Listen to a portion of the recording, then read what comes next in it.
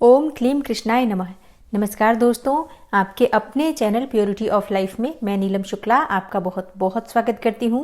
दोस्तों, आज वैशाख मास का पहला दिन है और आज से इस चैनल पर आपको प्रतिदिन वैशाख मास की कथा सुनाई जाएगी।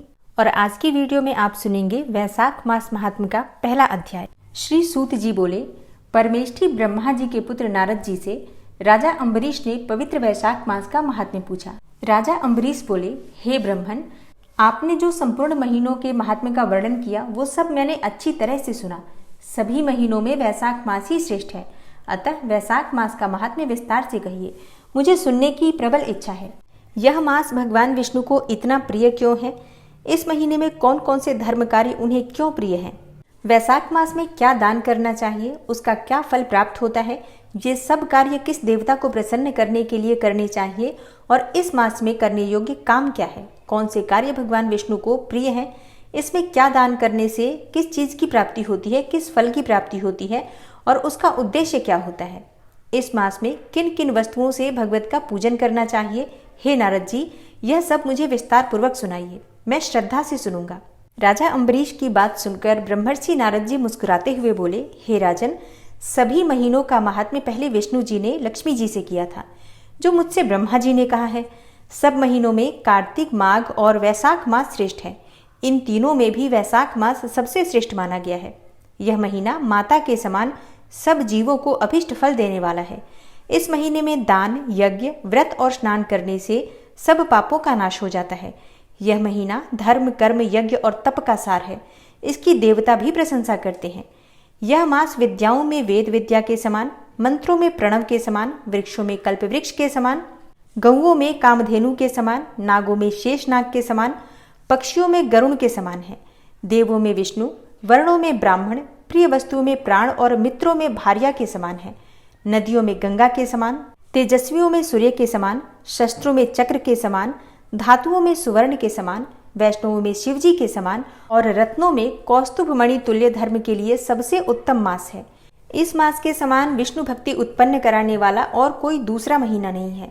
मेष की संक्रांति वैशाख मास में सूर्योदय से पहले जो मनुष्य स्नान करता है उससे विष्णु भगवान लक्ष्मी जी सहित अत्यंत प्रसन्न होते हैं।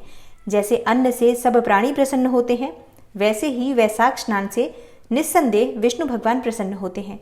वैशाख स्नान करने वाले मनुष्य और जो उनका अनुमोदन करता है वह भी सब पापों से छूटकर विष्णु लोक को जाता है। मेष राशि के सूर्य में अर्थात वैशाख मास में प्रातःकाल एक बार भी स्नान करके जो मनुष्य आहनिक करता है वह महापापों से छूटकर विष्णु लोक को प्राप्त करता है। वैशाख मास में स्नान करने के लिए जो मनुष्य एक पग भी चलता है उसे 10,000 अश्वमेध यज्ञ करने का फल प्राप्त होता है। इसमें तनिक भी संदेह नहीं है।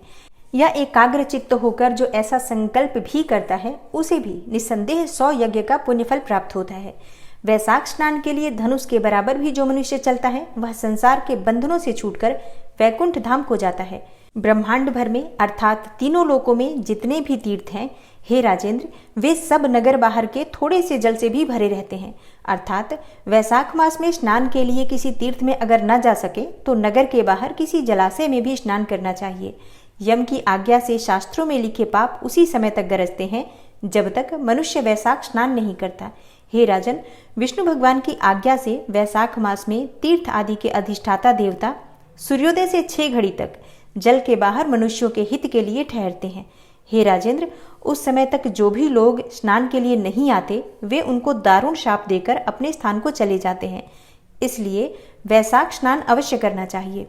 नारद जी बोले, हे राजन, वैशाख के समान कोई दूसरा महीना नहीं, सतयुग के समान दूसरा कोई युग नहीं है, वेद के समान शास्त्र नहीं है, गंगा जी के जैसा कोई तीर्थ नहीं है, जलदान के समान दूसरा कोई दान नहीं है और भार्या के समान दूसरा कोई सुख नहीं है, खेती जैसा कोई धन नहीं है और जीवन के समान कोई दूसरा लाभ नहीं है, उपवास जैसा दूसरा कोई तप नहीं है, दान जैसा सुख और दया के समान दूसरा कोई धर्म नहीं है तथा नेत्रों के समान कोई ज्योति नहीं है, भोजन के समान कोई तृप्ति नहीं है, खेती के समान कोई व्यापार नहीं है और धर्म के समान कोई हितकारी मित्र नहीं है और सत्य के समान कोई यश नहीं है, आरोग्य के समान कोई हर्ष नहीं है, केशव के समान कोई रक्षक नहीं है और माधव के तुल्य संसार में कोई पवित्र नहीं है। ऐसा ही परम उत्तम वैशाख मास शेषशायी भगवान को सदा प्यारा है। भगवान के प्यारे इस महीने को जो लोग बिना व्रत किए व्यतीत कर देते हैं वह धर्महीन होकर शीघ्र ही पशु योनि पाते हैं। ऐसे मनुष्यों का कुआं बावड़ी बनवाना, बगीचा लगवाना आदि सब धर्म व्यर्थ है, उनका कुछ फल प्राप्त नहीं होता। जो मनुष्य वैशाख मास में नियम पूर्वक भोजन आदि करते हैं वे विष्णु भगवान की सायुज्य मुक्ति को अवश्य प्राप्त होते हैं, इसमें तनिक भी संदेह नहीं। संसार में अनेकों प्रकार के दान और व्रत हैं, परंतु उनके करने से शरीर को अत्यंत परिश्रम होता है, उनसे संसार में बार बार जन्म लेना पड़ता है। परंतु वैशाख मास में केवल स्नान कर लेने से ही प्राणी आवागमन से छूट जाता है। सब दान करने से जो पुण्य फल प्राप्त होता है, संपूर्ण तीर्थों में स्नान करने से जो फल मिलता है, वह सब वैशाख मास में केवल जल दान करने से ही प्राप्त हो जाता है। जिसमें जल दान करने की सामर्थ्य ना हो वे ऐश्वर्य की इच्छा करने वाले दूसरों से कहकर जल दान करावें, यह कर्म भी सब दानों से अधिक है। तराजू के पलड़े में अगर सब प्रकार के दान रखे जाएं और दूसरी तरफ जल दान रखा जाए तो तोला जाए तो जल दान ही भारी निकलेगा।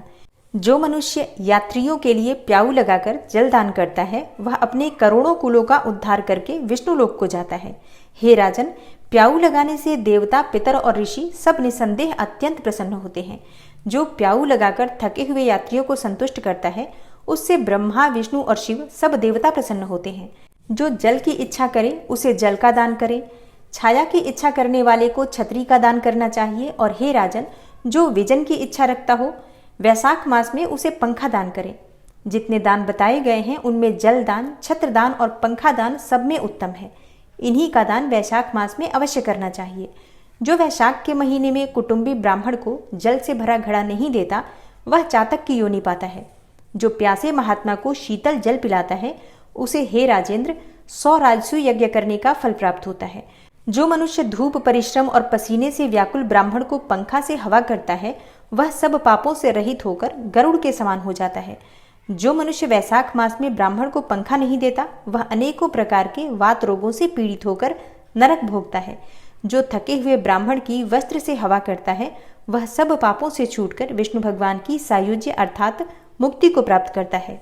जो मनुष्य शुद्ध मन से ताड़ का पंखा दान करते हैं वे सब पापों से छूटकर विष्णु लोक को जाते हैं।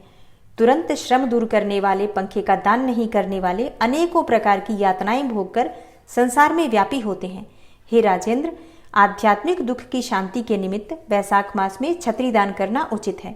जो मनुष्य विष्णु भगवान के प्यारे इस वैशाख मास में छतरी दान नहीं करते उनको कहीं छाया नहीं मिलती और वे महाक्रूर पिशाच बनकर पृथ्वी पर घूमते हैं। वैशाख मास में जो खड़ाऊ दान करते हैं वे यमदूतों का तिरस्कार करके विष्णु लोक को जाते हैं। जो वैशाख मास में जूता दान करते हैं उन्हें नरक की यातना नहीं भोगनी पड़ती, न उसे संसार के दुख सताते हैं। ब्राह्मण के याचना करने पर खड़ाऊ दान करने वाला पृथ्वी पर करोड़ों जन्म तक राजा होता है। जो मनुष्य मार्ग में श्रम को दूर करने के लिए स्थान बनवाता है उनका फल वर्णन करने में ब्रह्मा भी असमर्थ हैं। दोपहर को जो कोई अतिथि या ब्राह्मण मिले उसको भोजन कराने का फल ब्रह्मा जी भी वर्णन नहीं कर सकते हैं। हे राजन, अन्नदान मनुष्य को तत्काल तृप्ति करने वाला है। संसार में अन्नदान के समान कोई दान नहीं। जो मनुष्य मार्ग से थके हुए ब्राह्मण को आसरा देता है उसके पुण्य का वर्णन करने के लिए ब्रह्मा में भी सामर्थ्य नहीं है। भूखे मनुष्य को स्त्री, पुत्र, घर, वस्त्र, अलंकार, आभूषण कुछ भी अच्छे नहीं लगते हैं। पेट भरने पर ही सब अच्छे लगते हैं। इसलिए अन्नदान के समान न कुछ हुआ है न आगे होगा। जो मनुष्य वैशाख में थके हुए ब्राह्मण को अन्नदान नहीं देता वह पिशाच बनकर पृथ्वी पर अपना ही मांस खाता फिरता है। इसलिए ब्राह्मण को यथाशक्ति दान देना उचित है। हे राजन, अन्नदाता माता पिता दोनों को भुला देता है। वह दानी को ही अपना सर्वस्व समझने लगता है। इससे त्रिलोकी में सब अन्न की ही प्रशंसा करते हैं। माता पिता तो केवल जन्म देते हैं, परंतु पंडित लोग संसार में अन्न के दानी को ही पिता कहते हैं। हे राजन, अन्नदाता में सब धर्म निवास करते हैं, इसलिए अन्न का दान अवश्य करना चाहिए। ब्रह्मर्षि नारद जी के वचन सुनकर राजर्षि अम्बरीश ने विस्मित होकर कहा, हे महामुने, यदि माधव मास सबसे श्रेष्ठ और भगवान लक्ष्मीपति को अत्यधिक प्रिय है तो उसमें स्नान करने की विधि क्या है? वैशाख मास में किस वस्तु का दान करना चाहिए, कौन सी तपस्या तथा किस देवता का पूजन करना चाहिए? हे कृपानिधे, उस समय किए जाने वाले पुण्य कर्म का आप मुझे उपदेश कीजिए। सदगुरु के मुख से उपदेश की प्राप्ति दुर्लभ होती है। उत्तम देश और काल का मिलना भी बड़ा कठिन होता है। राज्य प्राप्ति आदि दूसरे कोई भी भाव हमारे हृदय को इतनी शीतलता प्रदान नहीं करते जितनी कि आपका यह समागम। नारद जी ने कहा, हे राजन सुनो, मैं संसार के हित के लिए तुमसे माधव मास की विधि का वर्णन करता हूँ। जैसा कि पूर्व काल में ब्रह्मा जी ने बतलाया था, पहले तो जीव का भारतवर्ष में जन्म होना ही दुर्लभ है। उससे भी कहीं अधिक दुर्लभ है वहां मनुष्य की योनि में जन्म होना, और मनुष्य होने पर भी अपने अपने धर्म के पालन में प्रवृत्ति होनी तो और भी कठिन है। उससे भी अत्यंत दुर्लभ है भगवान वासुदेव में भक्ति, और उसके होने पर भी माधव मास में स्नान आदि का सुयोग मिलना तो और भी दुर्लभ है। माधव मास अर्थात वैशाख मास लक्ष्मीपति को बहुत प्रिय है, और वैशाख मास में जो मनुष्य विधि पूर्वक स्नान करते हैं, दान करते हैं तथा जप आदि का अनुष्ठान करते हैं, वे ही मनुष्य धन्य एवं कृतकृत्य हैं। उनके दर्शन मात्र से पापियों के भी पाप दूर हो जाते हैं और वे भगवत भाव से भावित होकर धर्माचरण के अभिलाषी बन जाते हैं। वैशाख मास के जो एकादशी से लेकर पूर्णिमा तक के अंतिम 5 दिन होते हैं, वे समूचे महीने के समान महत्व रखते हैं। हे राजेंद्र, जिन लोगों ने वैशाख मास में भली भांति से उपचारों के द्वारा मधु दैत्य के मारने वाले भगवान लक्ष्मीपति का पूजन कर लिया, उन्होंने अपने जन्म का फल पा लिया। भला कौन सी ऐसी अत्यंत दुर्लभ वस्तु है जो वैशाख मास के स्नान तथा विधि पूर्वक भगवान के पूजन से प्राप्त नहीं हो सकती। जिन्होंने दान, होम, जप, तीर्थ में प्राण त्याग तथा संपूर्ण पापों का नाश करने वाले भगवान श्री नारायण का ध्यान नहीं किया, उन मनुष्यों का जन्म इस संसार में व्यर्थ ही समझना चाहिए। जो मनुष्य धन के रहते हुए भी कंजूसी करता है और दान आदि किए बिना ही मर जाता है, उसका धन व्यर्थ है। हे राजन, उत्तम कुल में जन्म, अच्छी मृत्यु, श्रेष्ठ भोग, सुख, सदा दान करने से अधिक प्रसन्नता, उदारता तथा उत्तम धैर्य, ये सब कुछ भगवान विष्णु की कृपा से ही प्राप्त होते हैं। महात्मा नारायण के अनुग्रह से ही मनोवांछित सिद्धियां प्राप्त होती हैं। जो मनुष्य कार्तिक मास में, माघ मास में तथा माधव को प्रिय लगने वाले वैशाख मास में स्नान करके मधुहंता लक्ष्मीपति दामोदर की विशेष विधि के साथ भक्ति पूर्वक पूजा करता है और अपनी शक्ति के अनुसार दान देता है, वह मनुष्य इस लोक का सुख भोग कर अंत में श्रीहरि के पद को प्राप्त होता है। हे भूप, जैसे सूर्योदय होने पर अंधकार नष्ट हो जाता है, उसी प्रकार वैशाख मास में प्रातः स्नान करने से अनेक जन्मों की उपार्जित पाप राशि नष्ट हो जाती है। यह बात ब्रह्मा जी ने मुझे बताई थी।